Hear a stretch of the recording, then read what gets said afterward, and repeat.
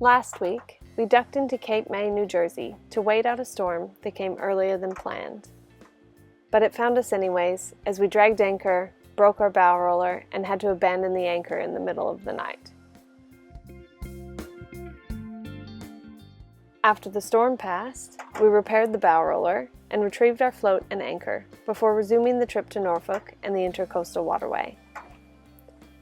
Given we had just had the scariest night on our boat so far, we were glad to have lighter winds for a relaxing sail on the way to Norfolk, and we were excited to get there, knowing that we would then be taking the inland waterways to give us a bit of a break from all the sailing dramas.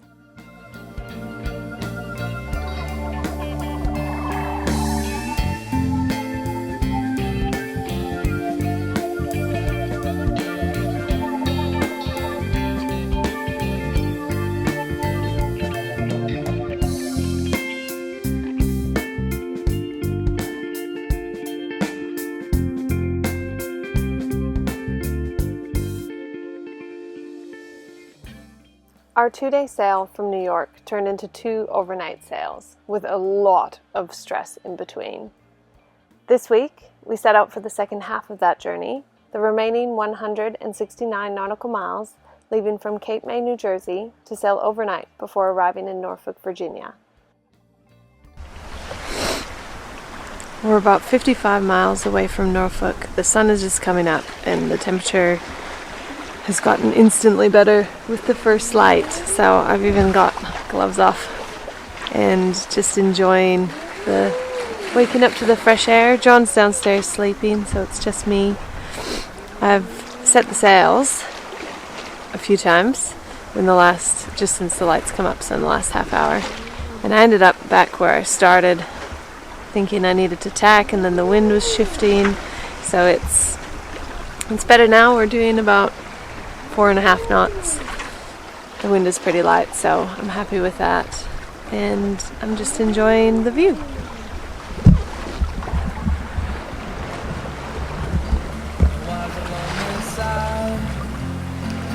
walked away from me, a cigarette in your hand, lit by sympathy. You said it's not the same, and your feelings had changed. You tipped your hat and called it a day.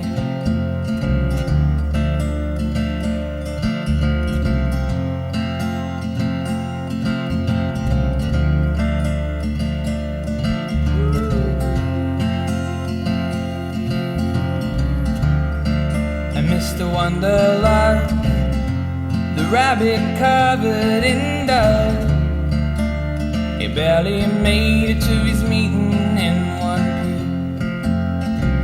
piece. Her name was Alice, he said, in a tone of regret. I gave her love and she ran away with it.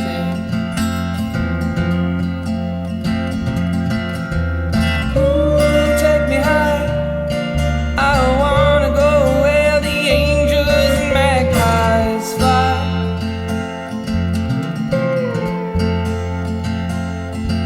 To the rivers and snowy mountains, it's in the wild I live my last days out. As we drove in toward Norfolk, we decided to use the last of the afternoon sun to dry some of the damp cushions from rain and leaks, a never-ending battle on a sailboat. And as we pulled into town, we saw this strange sight.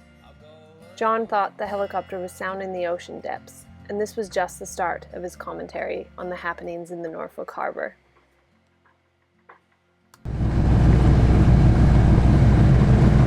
Just think about how much paint is on one of those boats. Imagine sitting there, you remember painting our boat? Imagine sitting there with a roller, rolling and tipping. By the time you got around, it'd be time to sand and start again. What about the anti-foul? I wonder when we get our pilot. All these guys have pilots. I want a pilot. Maybe radio for him. Yeah, we might have to. I wonder how much money the US Navy has tied up in lines.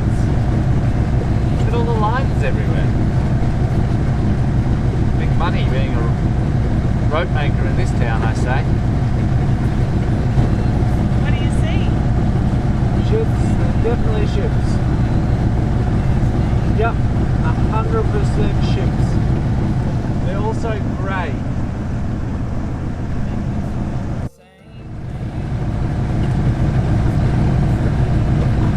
Grey paint, mate.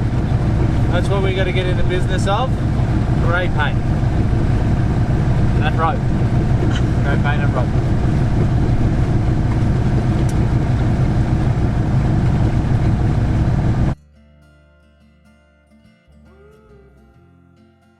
Arriving to the city at sunset was beautiful, looking at all the ships, and still light enough to pick out the mooring balls in our anchorage near Hospital Point.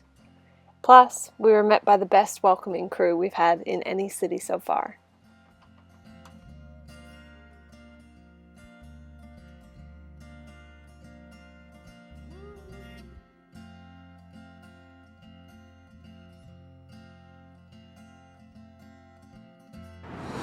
So we wanted to get a jump on the ICW this morning from Norfolk, heading through, what's it called, the Coin Jock? But yesterday we were finding that every hour we had to top up a litre of water, a bit less of water, in the engine because we got a leak in the head gasket. So we ran to AutoZone quickly and we got some bars leak, which should stop the leak in the head gasket. And hopefully mean that we don't need to put as much water in the engine. Then once we get south, we can take the head off, replace the head gasket properly, but hopefully this can get us through the ICW. And we're just waiting for the Uber, back, put it in, off we go.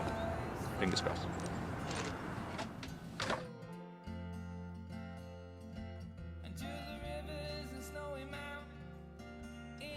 We've got what I presume is a blown head gasket. The reason I think is that it's a blown head gasket is because there's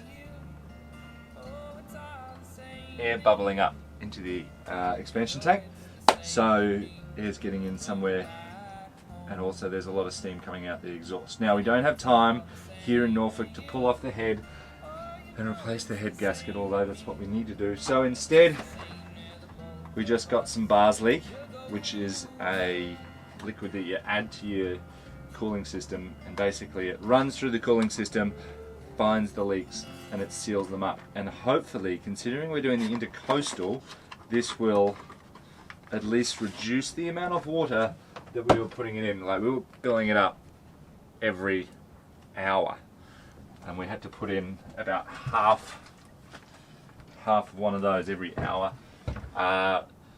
which means we're using a lot of water. So we'll stick this in for now. Once we get down south, we can take the head off, replace the head gasket, and fingers crossed that solves the issue. If that doesn't solve the issue, don't know. Sort it out then. Using the bars leak to solve our head gasket problem required us to look up the size of our coolant system in our engine manual, 1.5 gallons in our case. We gave the bottle a good shake and added approximately half of it to the expansion tank for the coolant per the directions, topping the remainder of the space off with additional coolant. Then we had to run the engine to operating temperature and allow it to cool. This helps the bars leak to circulate and seal any of the leaks that it finds along the way.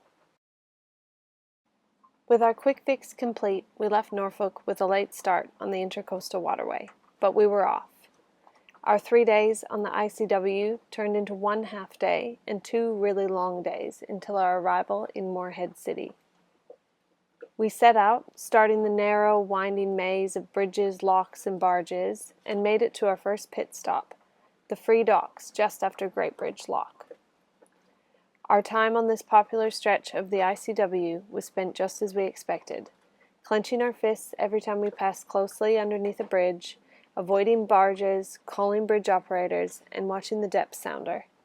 But it also had benefits, such as the quiet and calm protected waterways and beautiful sunsets and moonscapes. My friends won't talk to me 'cause I left my home. At the age of 17, I always felt so alone. I moved from sea to sea like a skipping stone. It's a destined life for me as a vagabond. My friends won't talk to me 'cause I left my home. At the age of 17, I always felt so alone. I moved from sea to sea like a skipping stone. It's a destined life for me as a vagabond. It's been a long time now since I laid down my head. I'm feeling like a man on the run, trying to get rid of his stress. And it's been going for so long, I'm hounding myself in. But finding out where to, I wouldn't even know where to begin. I took for granted everything that you're given for free. A place to sleep, place to eat, place to meet and greet and lay off my feet. I'm gonna have to get used now, baby, to the life that I lead. A vagabond running around is the life for me, yeah. My friends won't talk to me 'cause I left my home. At the age of 17, I always felt so alone. I moved from sea to sea like a skipping. Stay tuned for next week as our plans get diverted yet again, and we end up back on the Intracoastal Waterway, to a part that was much more affected by Hurricane Florence. We encounter more problems on the engine, surprise, surprise, and come up with creative solutions to the problem. And we continue to run from the cold and wet winter weather. I'm pouring out my soul. I gotta come to grips with the fact that I'm never coming home. Ah, yeah, yeah. Ah, yeah.